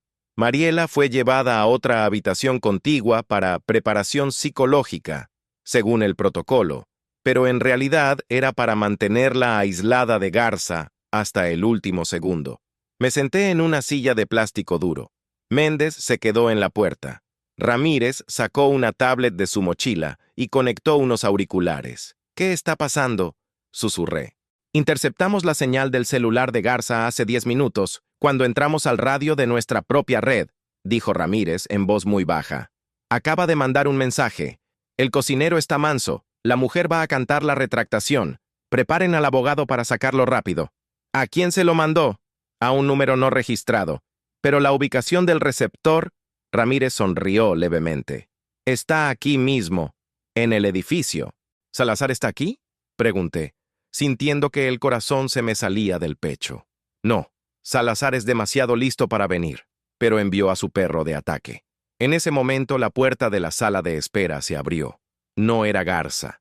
Era un hombre alto, de unos 50 años, con cabello gris peinado hacia atrás y un traje azul marino de corte italiano que costaba más de lo que yo ganaba en 2 años. Llevaba un maletín de cuero fino. Entró sin pedir permiso, con la arrogancia de quien es dueño del lugar. «Buenos días. Soy el licenciado Federico Montemayor», anunció con una voz de barítono. «Represento al señor Carlos Rivas, y tengo entendido que el señor Ernesto Sandoval está aquí». Méndez dio un paso al frente, bloqueándole el paso. «Esta es una zona restringida, abogado. No puede hablar con la víctima sin presencia del Ministerio Público». Montemayor sonrió con suficiencia. «Oh, no vengo a interrogarlo. Vengo a ofrecer un acuerdo reparatorio. Mi cliente, el señor Rivas, admite que hubo malentendidos financieros. Estamos dispuestos a devolver una parte del dinero a cambio de que el señor Sandoval firme el perdón y retire cualquier cargo por fraude». Se dirigió a mí, ignorando a Méndez. «Ernesto, piénsalo. Recuperas algo de dinero, te olvidas de juicios largos y peligrosos, y tu esposa, bueno, ella se libra de ir a la cárcel por complicidad. Es una oferta generosa. Tienes 5 minutos para decidir antes de que entremos a sala. Si no aceptas, destruiremos a tu esposa en el estrado y tú te quedarás con las deudas y sin casa». Era la jugada final de El Consorcio. Querían cerrar el caso con dinero para evitar que se investigara más a fondo. Si yo aceptaba el dinero, el caso se cerraba. Rivas salía libre y ellos seguían operando. Miré a Ramírez. Él no hizo ningún gesto, pero sus ojos me decían, «Resiste». Me levanté despacio y miré a Montemayor. «Dígale a su cliente y a sus jefes», comencé, sintiendo cómo la ira me daba valor, «que no quiero su dinero sucio. Quiero verlos tras las rejas». La sonrisa de Montemayor desapareció al instante. Sus ojos se volvieron 2 ranuras frías. Se acercó un paso, invadiendo mi espacio, y bajó la voz para que solo yo pudiera oírlo, aunque sabía que Ramírez estaba grabando todo. «Mala elección, cocinero. Acabas de firmar tu sentencia. No vas a llegar vivo a Navidad». Se dio la vuelta y salió de la sala, azotando la puerta. Ramírez se quitó los auriculares y exhaló. «Lo tenemos. Amenaza directa e intento de cohecho. Pero ahora viene lo difícil. Garza va a saber que rechazaste el trato en cuestión de segundos. Va a entrar en pánico». El celular de Ramírez vibró, miró la pantalla y su rostro palideció. «¡Maldita sea!». «¿Qué pasa?», preguntó Méndez alarmado. «Garza acaba de cambiar las órdenes de custodia. Ha ordenado que trasladen a Mariela a los baños del 2º piso antes de la audiencia. Dice que ella lo solicitó». «Es mentira», dije. «Es una trampa. Van a intentar sacarla del edificio o callarla permanentemente», dijo Ramírez, sacando su arma. El plan se aceleró. «Méndez, quédate con Ernesto. Cierra esta puerta y no le abras a nadie que no sea yo. Voy por Mariela». Ramírez salió corriendo. Me quedé solo con Méndez en la pequeña sala. El silencio era insoportable. Podía escuchar los pasos apresurados en el pasillo, voces lejanas. De repente, la alarma de incendios del edificio comenzó a sonar. Un aullido estridente y luces estroboscópicas que llenaron el pasillo. «¡Evacuación!», se escuchó gritar a alguien afuera. Méndez maldijo. «Es una distracción. Quieren aprovechar el caos para sacarlos. Tengo que ir a buscarla», dije, dirigiéndome a la puerta. «No, tú te quedas aquí», gritó Méndez, agarrándome del brazo. «Es mi esposa. A pesar de todo, no voy a dejar que la maten». Me solté de un tirón y abrí la puerta. El pasillo era un caos, gente corriendo, humo, probablemente de una granada de humo, empezando a llenar el ambiente. No sabía dónde estaba Mariela, ni Ramírez, ni Garza. Solo sabía que el juego de ajedrez se había terminado y la cacería había comenzado. Corrí hacia las escaleras, hacia el segundo piso, hacia el peligro, con la sensación de que el verdadero infierno apenas estaba encendiendo sus llamas. El caos tiene un olor particular, una mezcla de sudor rancio, pólvora quemada y el ozono de la electricidad estática que precede al desastre. Mientras corría por los pasillos de la fiscalía, luchando contra la marea humana que intentaba evacuar el edificio, me di cuenta de que el infierno no siempre es un lugar de llamas vivas. A veces es un pasillo lleno de humo blanco artificial y sirenas que te taladran el cerebro. La gente gritaba, empujaba y corría hacia las salidas de emergencia, obedeciendo al instinto básico de supervivencia. Yo, en cambio, corría hacia el peligro, subiendo las escaleras de dos en dos, impulsado por una lealtad que mi esposa no merecía, pero que mi propia conciencia me exigía. Si alguna vez te has preguntado qué hace que una persona común se lance al fuego por alguien que lo traicionó, quédate a ver esto, porque lo que encontré en el segundo piso cambiaría mi destino para siempre. No olvides darle me gusta y suscribirte, porque la temperatura está a punto de subir más que en mi parrilla un domingo al mediodía. Llegar al segundo piso fue una odisea. La escalera estaba abarrotada de secretarias y burócratas bajando a trompicones. Tuve que pegarme a la pared y usar los codos, pidiendo perdón y empujando a la vez. Al llegar al descanso, el panorama cambió. El pasillo estaba desierto, cubierto por una niebla densa provocada por las granadas de humo que alguien había detonado para cubrir la operación. El ruido de la alarma aquí arriba era ensordecedor, pero debajo de ese estruendo escuché algo que me heló la sangre. Un grito ahogado. ¡Suéltame! ¡Ayuda! Era Mariela. Me orienté como pude. Sabía dónde estaban los baños. Corrí hacia la derecha, sintiendo que mis pulmones ardían por el esfuerzo y el humo. Al girar la esquina, vi la escena. Dos hombres arrastraban a Mariela hacia una salida de servicio que daba a la escalera de incendios trasera. Uno de ellos vestía ropa táctica sin insignias. El otro, jalándola del brazo con violencia, era el coordinador Garza. Su traje impecable ahora estaba desaliñado, y su rostro reflejaba la desesperación de un plan que se estaba desmoronando.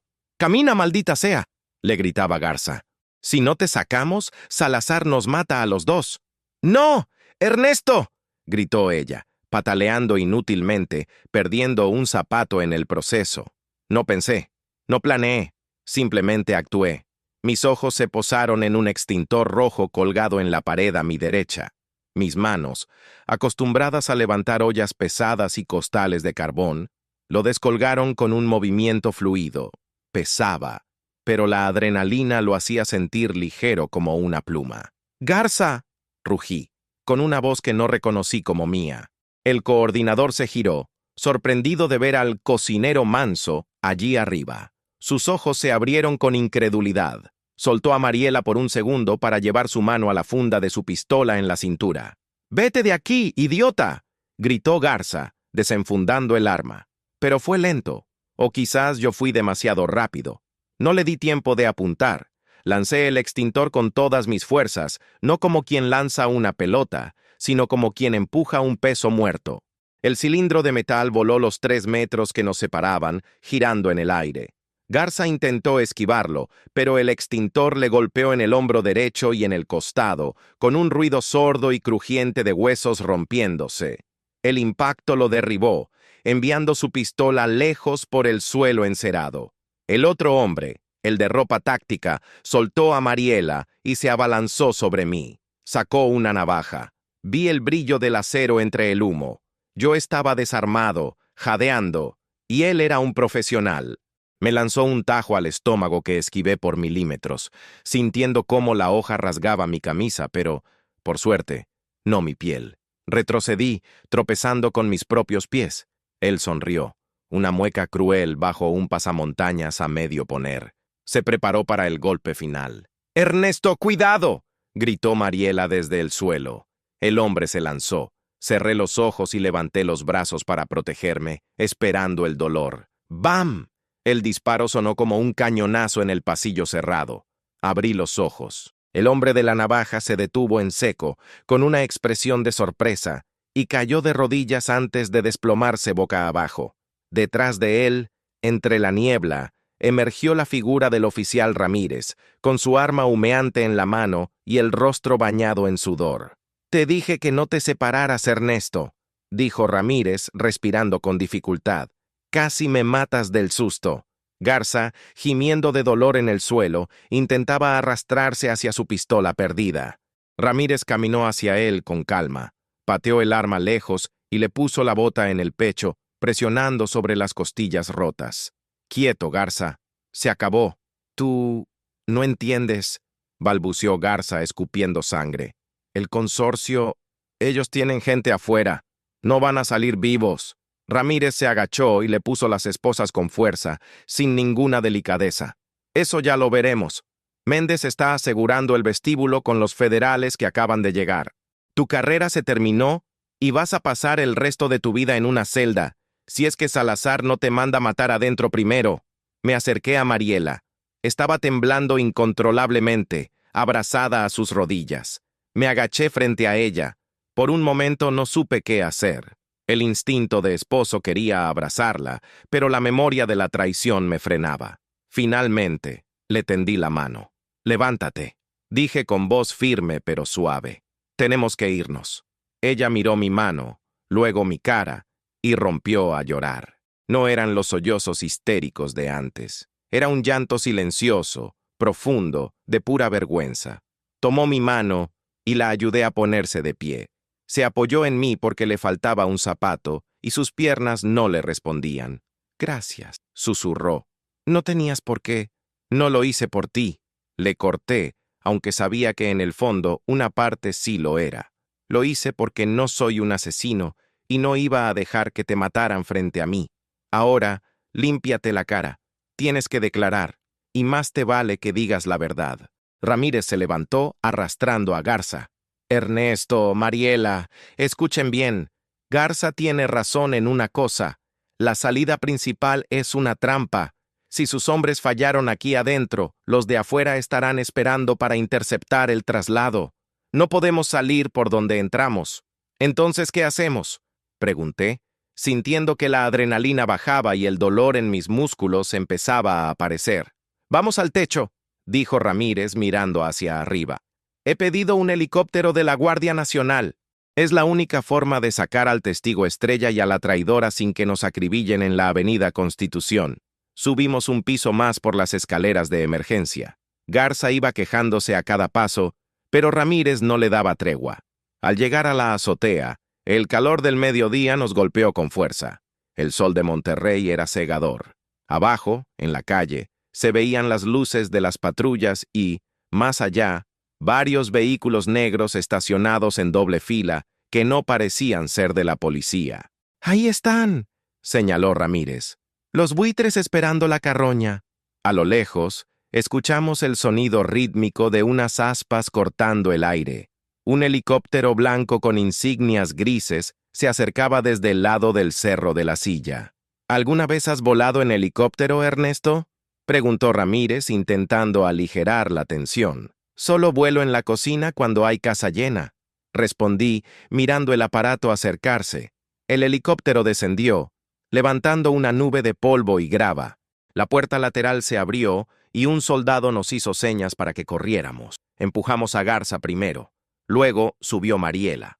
Cuando yo estaba a punto de subir, Ramírez se detuvo y miró hacia la puerta de la azotea.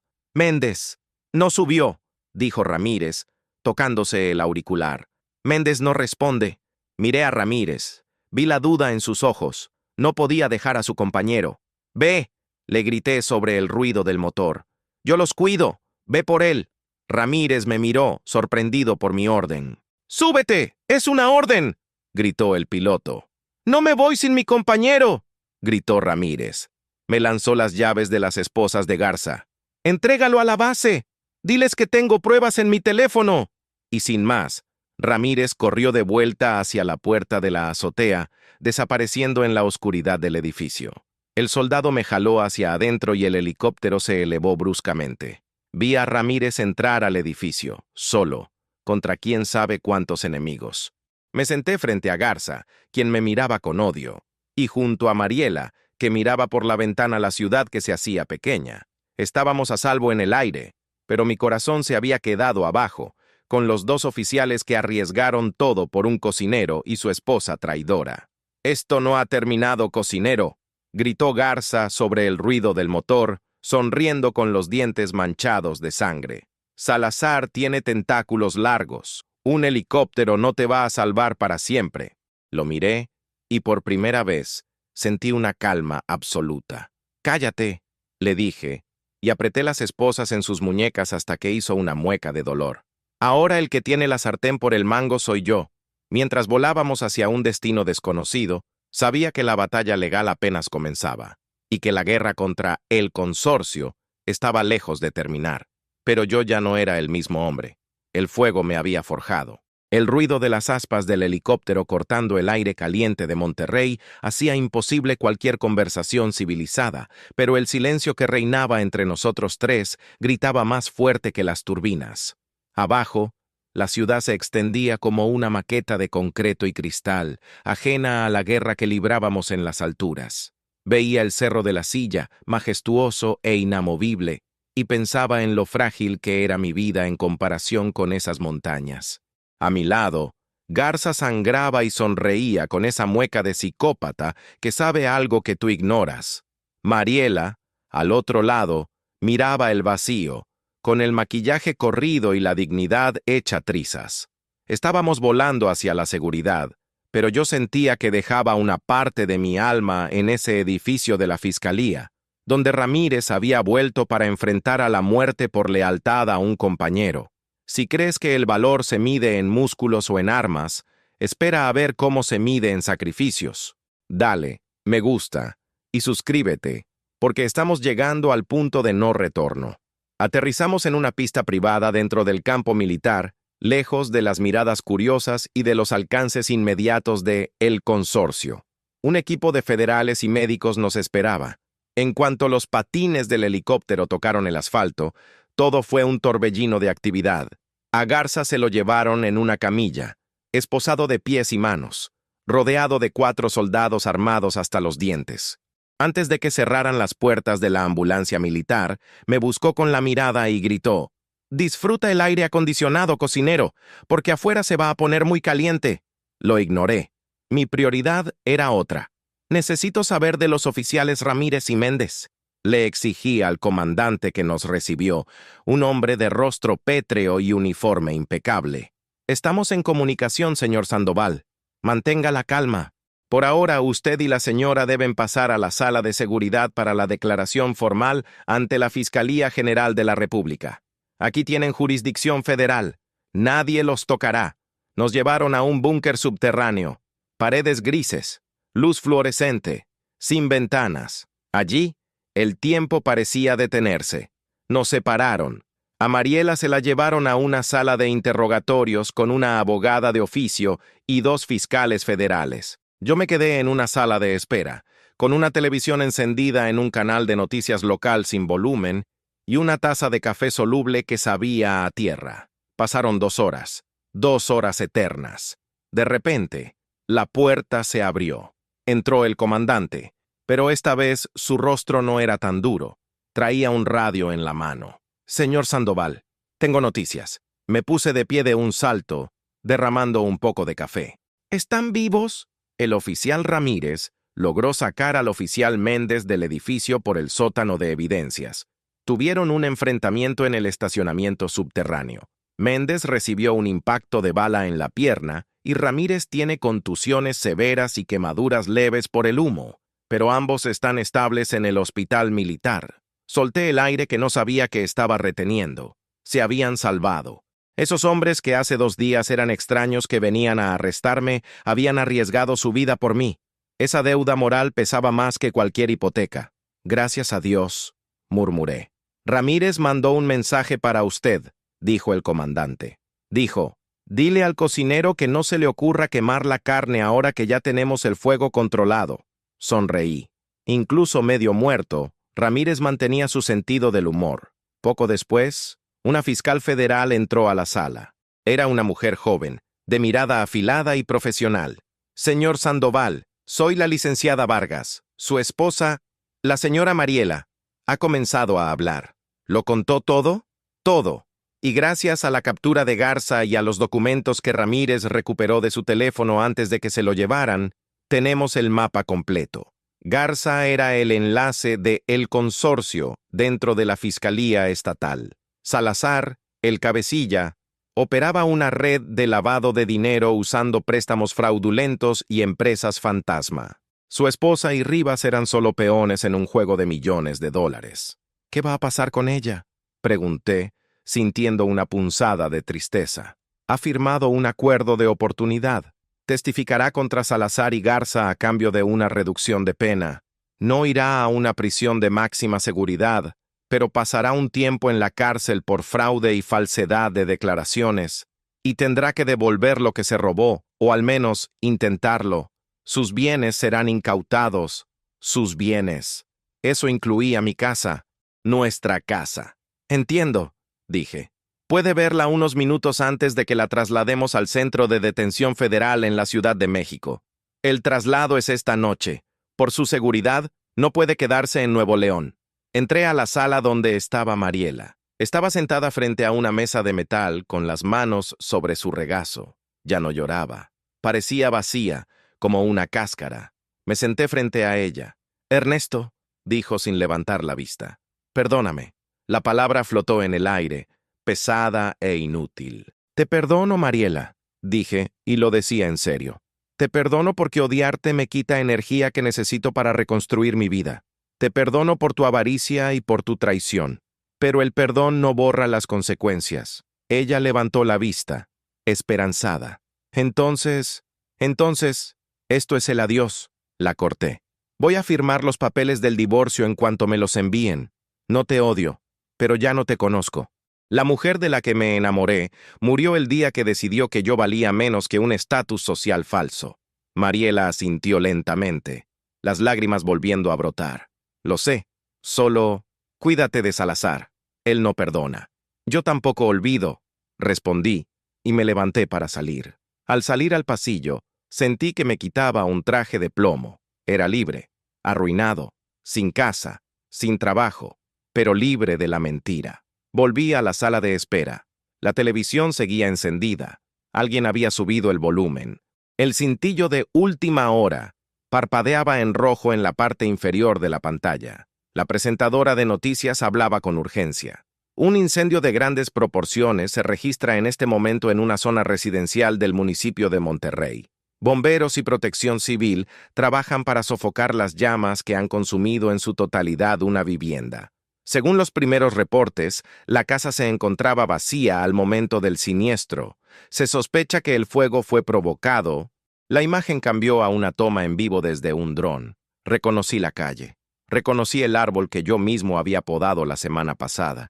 Y reconocí el techo, ahora colapsando entre lenguas de fuego naranja y humo negro. Era mi casa. Me acerqué a la pantalla, hipnotizado. Todo lo que tenía.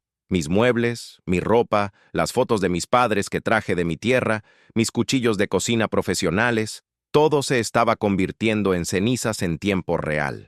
Garza tenía razón. Afuera se iba a poner muy caliente. El consorcio había enviado su mensaje final. No pudieron matarme, no pudieron callar a Mariela, así que quemaron mi refugio. Querían quebrarme, querían que viera esas llamas y sintiera miedo. Pero mientras veía el fuego consumir los últimos 10 años de mi esfuerzo, no sentí miedo. Sentí una claridad absoluta. El fuego purifica. El fuego limpia. La licenciada Vargas se paró a mi lado, mirando la pantalla con horror. «Dios mío». «Señor Sandoval, lo siento mucho. Vamos a ponerle protección 24 horas. Lo llevaremos a otro estado». Me giré hacia ella. Mis ojos ya no eran los del cocinero asustado. Eran los ojos de alguien que ha perdido todo y, por lo tanto, es el hombre más peligroso del mundo para sus enemigos. «No me voy a ir a ningún lado, licenciada», dije con voz calmada. «Salazar cree que quemando mi casa me destruye, pero solo me ha quitado las cadenas. Ya no tengo nada que perder. Y un hombre sin nada que perder es capaz de todo». «¿Qué va a hacer?», preguntó ella, preocupada por mi tono. «Voy a terminar lo que empezamos. Salazar quiere guerra. Pues bien, yo soy cocinero. Sé cómo manejar el fuego. Y mañana, él es quien se va a quemar. Dicen que la venganza es un plato que se sirve frío. Pero yo soy cocinero, y sé que la justicia, para que sepa bien, debe servirse hirviendo, directo del fuego y en su punto exacto. Han pasado 3 semanas desde que vi mi casa convertirse en cenizas a través de una pantalla de televisión. 3 semanas desde que Mariela fue trasladada a una prisión federal y desde que el coordinador Garza cantó como un canario para salvar su propia piel. Pero faltaba la pieza clave: Víctor Salazar, el hombre intocable, el fantasma que movía los hilos desde las sombras de San Pedro Garza García. Él creyó que quemando mi hogar me rompería, pero olvidó una lección básica de la cocina. El fuego no solo destruye, también templa el acero. Si me has acompañado hasta aquí, te agradezco por ser parte de este viaje. Dale me gusta por última vez y suscríbete, porque hoy vamos a ver cómo cae un gigante. El escenario para el acto final no fue un tribunal, ni una bodega oscura, sino el lugar donde Salazar se sentía más seguro: la opulencia. Gracias a la información proporcionada por Garza y Mariela, la Fiscalía Federal montó un operativo de precisión quirúrgica. Salazar tenía una debilidad: la vanidad y la buena comida. Iba a cerrar un trato de lavado de dinero con unos supuestos inversores europeos en la Casona de Santa Lucía, uno de los restaurantes más exclusivos de la ciudad, cerrado esa noche solo para él. Lo que él no sabía era que los inversores eran agentes encubiertos de la DEA y la FGR, y que el chef invitado para la velada era yo. La cocina de La Casona era un sueño de acero inoxidable y tecnología, muy lejos de mi parrilla ahumada en el asador, pero mis manos recordaban los movimientos: cortar, saltear, sazonar. El oficial Ramírez estaba allí conmigo, vestido de mesero, aunque cojeaba levemente y se apoyaba en un bastón elegante que disimulaba su lesión de la pierna. ¿Estás listo, Ernesto?, me preguntó Ramírez, ajustándose el auricular invisible en la oreja. Una vez que salgas con el plato fuerte, no hay vuelta atrás. Él te va a reconocer. Que me reconozca, respondí, acomodando los cortes de ribeye sobre la bandeja de plata. Quiero que vea la cara del hombre al que intentó borrar. A las 9 de la noche, Salazar estaba en la mesa principal, riendo, bebiendo vino de 10,000 pesos la botella y jactándose de su poder frente a los inversores. Desde la puerta abatible de la cocina, lo observé.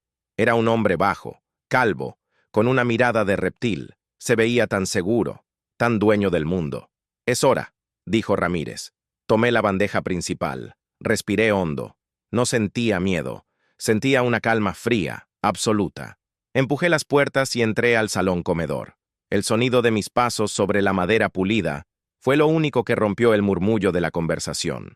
Me acerqué a la mesa.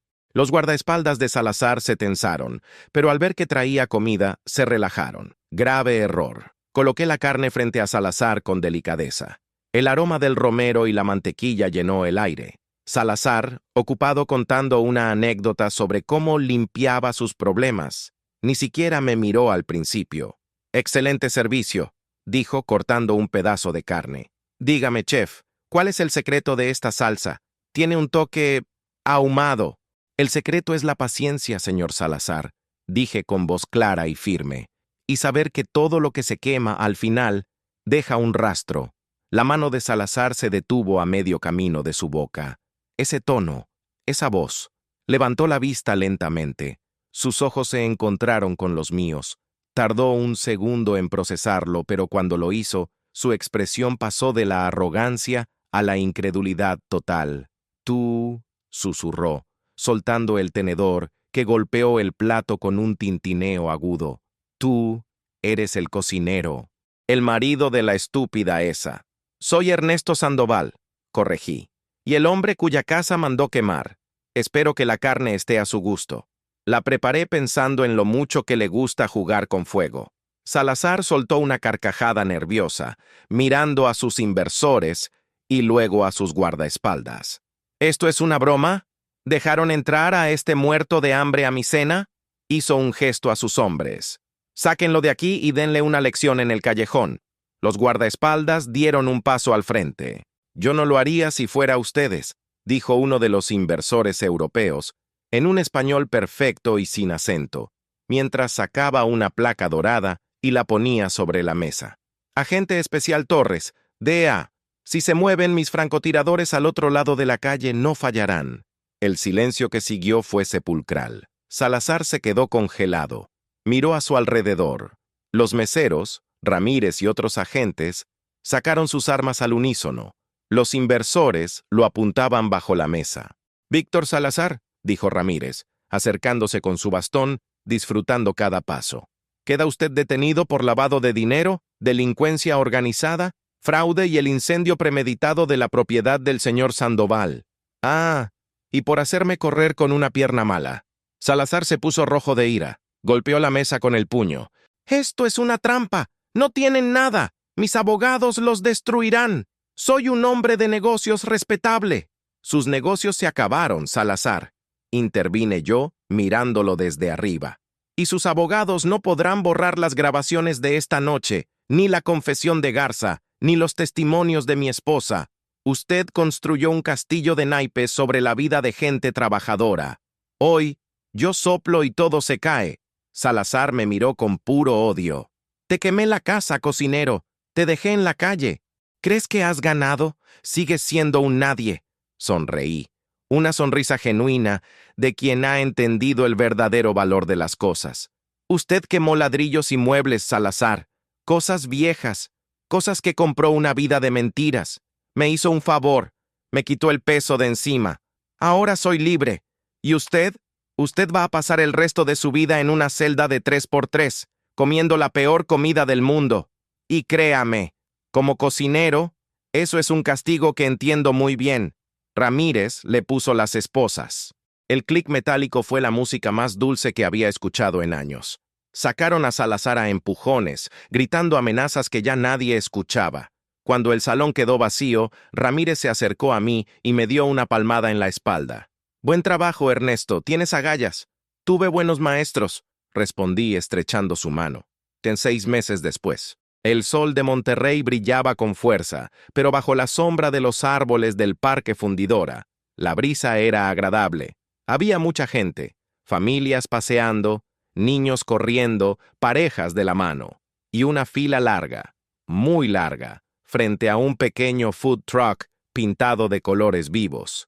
El letrero arriba de la ventanilla decía, «El Fénix, tacos y cortes al carbón». Dentro del camión, el calor era intenso, pero yo me movía con alegría. Ya no trabajaba para nadie más.